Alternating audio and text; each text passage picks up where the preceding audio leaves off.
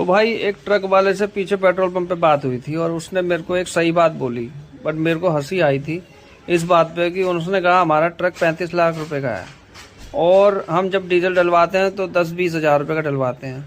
और petrol pump वाला हमें कहता है नीचे उतर के आ और ढक्कन खोल,